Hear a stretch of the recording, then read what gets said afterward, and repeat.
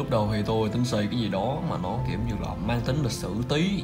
Nhưng mà tự nhiên một đứa trong nhóm của tôi nó đề xuất là ê, xây cầu Cần Thơ đi. Thì tôi lại ok luôn, bởi vì nó khá là đáng để thử đấy chứ.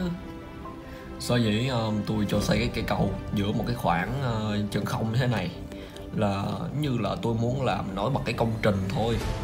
Tôi muốn mọi ánh nhìn phải hướng vào cái công trình, chỉ có khoảng không vô định và một cây cầu.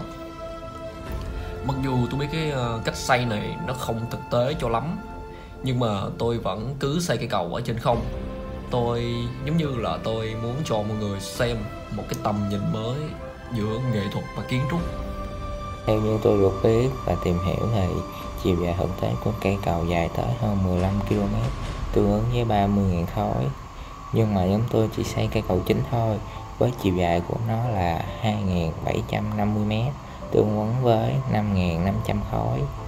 Đúng thật, đây là một công trình đáng để thử, bởi vì trước đây chúng tôi chưa từng xây thứ nào lớn như vậy cả. Trời, lúc đầu tôi nói dễ, ai mà ngờ nó khó quá trời luôn. Theo như tôi thấy, công trình này thực sự rất là khó. Cái thứ khó nhất của cái công trình này chính là cổng dây và cây cột.